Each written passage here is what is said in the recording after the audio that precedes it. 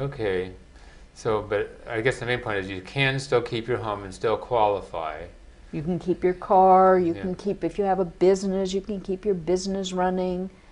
So there's a lot of things. If you have some rental property, portions of it can be exempt. Hmm. So there's, and the way that they value it is also unusual Hmm. because it's not, you don't say, oh, my house is worth $750,000 and so I'm not qualified. In fact, they don't look at the fair market value, they look at the assessed value. So it's based on what the tax collector says your value is. Right, and with So California, with Proposition 13, if somebody's been living in their home for 50 years, that may be pretty darn low. that could be very low, and especially if you bought rental property a long time ago. Mhm. It's not unusual to see people with rental property that may have an assessed value of, say, $60,000. Maybe you have a mortgage against it, because if you owe money on it, that reduces its value. So there's all sorts of ways of looking at property, lots of exceptions. To qualify for Medi-Cal, you have to understand that almost everything is an exception. Okay. And so I think part of what you're pointing out is you don't have to exhaust your retirement benefits in order to qualify for Medi-Cal. Don't have to exhaust your retirement benefits. There are many assets that you're allowed to keep. And in addition, if you're a spouse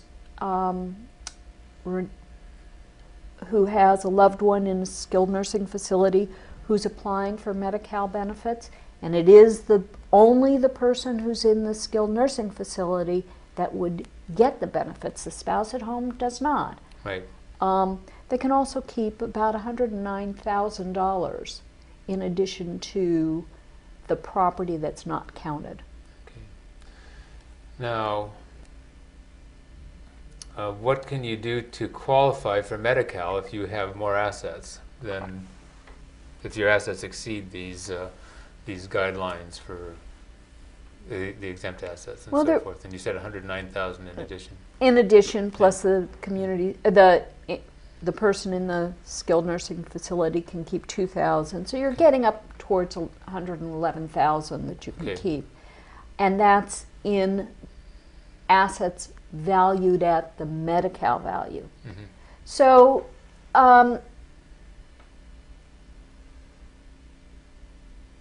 if you happen to have more than the $111,000, there's basically three things you can do.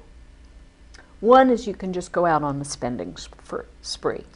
Just spend it down. Time to go on that worldwide cruise. Well, buy a new car, do all sorts of things. A car's an asset. Car's not, one car is not an one car asset is okay. of any value. So get a nice Mercedes. You can even go out and get a $350,000 recreational vehicle. If that is your vehicle, it is an exempt asset. It's nice a value. Winnebago, huh? Nice Winnebago. At any rate, not that that's a good thing to do, because once you've spent the money, it's gone. Right. So, but that is certainly one of the things you can do. The other thing you can do is what's called convert assets. So you have cash in the bank and you have assets that are not countable. Mm-hmm. So you could buy things that you would ultimately need, maybe a funeral contract, a burial fund, a repair to the house, things that you actually need that are not countable assets. Mm-hmm. So you're taking a countable asset, cash, and converting it to something that is exempt.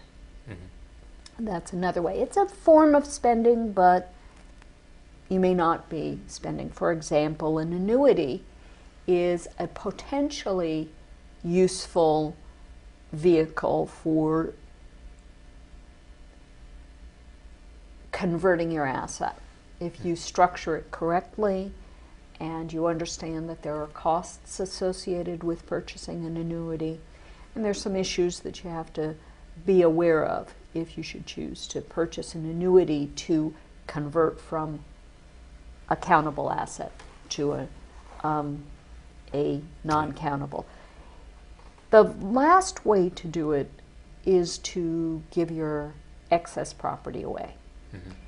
And I do know that many people come in and see me and they say, oh, I can't make gifts. They're gonna keep me from getting Medi-Cal. If I make gifts, they'll punish me.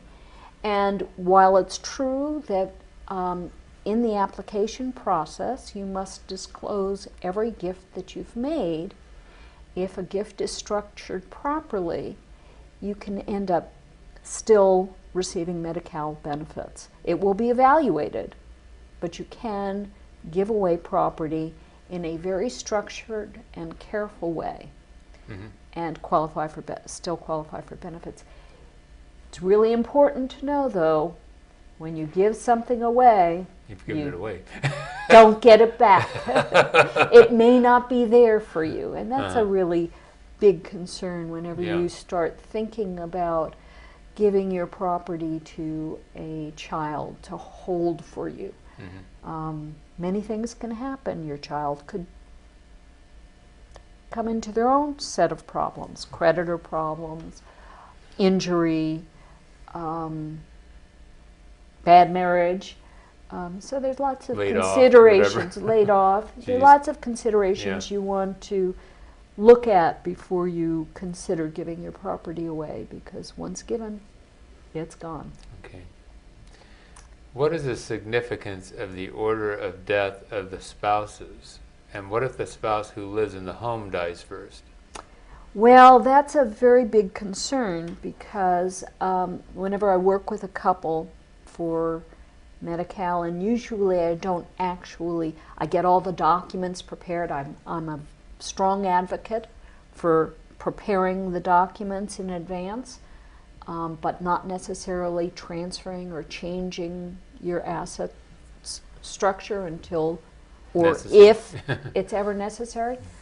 So part of what we do when we actually have to implement a Medi-Cal plan is we make sure that the property is lots of considerations, but whatever property the community spouse owns, the person who remains in the home owns, they set up their estate plan to be able to leave it in a trust through their will for the benefit of their loved one in the skilled nursing facility. Mm-hmm. And if you do that, then your loved one could have a safety net should you predecease him or mm-hmm. her.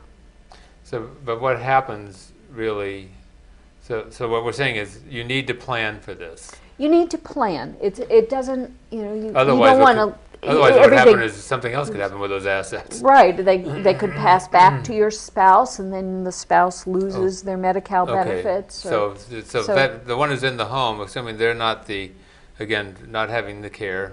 Right. So what's going on is we said they have 109,000 exemption. Now they're gone. And they they want their 109 exemption, and now the other spouse only has 2,000. So now that the 100,000 can go, it has to go someplace else.